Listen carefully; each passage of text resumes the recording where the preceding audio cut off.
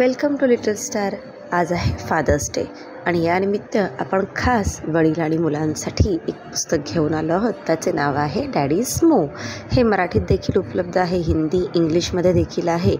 तर हे पुस्तक लिहिले आहे माधुरी पुरंदरे यांनी. प्रथम पब्लिकेशनचं हे पुस्तक आहे आणि यामधील पिक्चर्स देखील माधुरी पुरंदरे यांचेच आहेत. माधुरी पुरंदरे या आपल्या मराठीमधल्या अतिशय गाजलेल्या ज्येष्ठ अशा लेखिका आहेत. त्यांची अनेक लहान मुलांसाठी पुस्तकं उपलब्ध आहेत आणि आजचं हे खास पुस्तक डॅडी स्मो. मुलांना क्युरियासिटी असते छोट्या छोट्या गोष्टींची, तशीच आता वडील त्यांच्या मिशा याच्याबद्दल असणारी या मुलीची क्युरियासिटी या पुस्तकातून दिसून येते. आणि आपले वडील कशा मिशा ठेवले तर ते काय वाटतात, किंवा आपल्या मित्रांच्या वडिलांच्या मिशा पाहून तिला ते वडील कोणत्या प्रकारचे आहेत हे ती इमॅजिन करत राहते. त्याच्यावर हे एक पुस्तक आहे. तर आपण वाचूयात daddy स्मो. Annu likes many things about Daddy.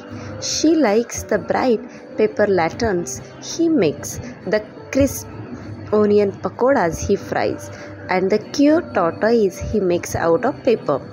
Besides, he climbs the stairs with a hop and races with Uncle for fun. When guests come over, he always makes them laugh. Annu likes all these things about Daddy. But do you know what Annu likes most of all? Daddy's मुश्तचे. आता तिने एक छान picture देखील काढलेले आहे, अन्नूज drawing of her dad. Every morning as Daddy shaves, Annu sits by and watches him carefully. Daddy holds his tiny pair of scissors between his two fingers and with a snip, snip, snip, he trims his mustache.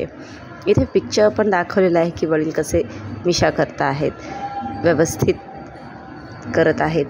Annu says, now a little to the left, now a little to the right. No, no, Daddy. Don't make your mustache small. I won't talk to you if you do. आता इथे किती प्रेमळ मुलगी आपल्या वडिलांच्या मिशांना कुरवाळत आहे. When Daddy comes out of shower, Annu takes little comb and brushes his mustache neatly. She then holds both ends between her fingertips and gives them a twirl. Then Daddy's mustache looks stiff and proud. Done, Daddy. Now don't you mess it up, okay? She says sternly. Now Annu always thinks if Daddy wears a smart tunic and turban and rides a tall horse with a sword across his belt, how grand he will look. Picture दाखवलं आहे बघा, एखाद्या छान मावळ्यांसारखं हे picture आहे. एक soldier दिसतील तिचे वडील असं तिला वाटतं. Just like a soldier wearing glasses.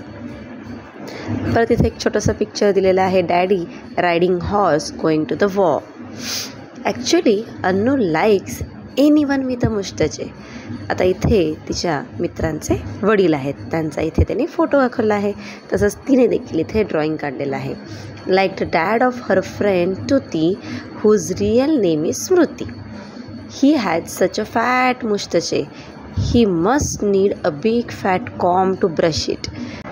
Tuti's dad plays very good tennis, but really he should be a wrestler.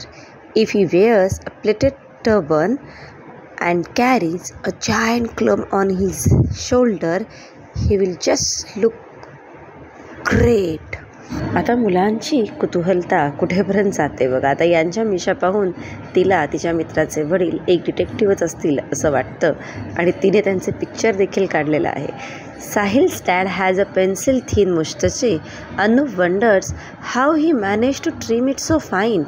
If he wears a tall black hat and a long black overcoat and dark glasses, he will look just like the detective on TV who catches all the thieves.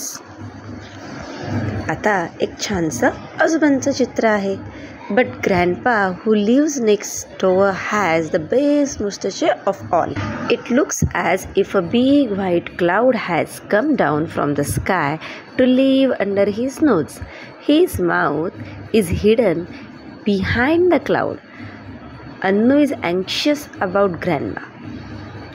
How can he eat with that cloud in the way? किती छान picture काढलं आहे. Mister ग्रँडपाज मो cloud. Anu wonders why Mustache doesn't grow under her nose. Every morning she wets her soap, makes a lot of lather and gives herself many different kinds of mustache. Her mustache is the best. She says it's a pure white and so soft. Isn't it nice? She asks happily. असं एक छोटंसं छान पुस्तक आहे की जे मुलांच्या आणि वडिलांच्यासाठी आहे आणि खास फनी आयडियाजवर आधारित ही स्टोरी आहे.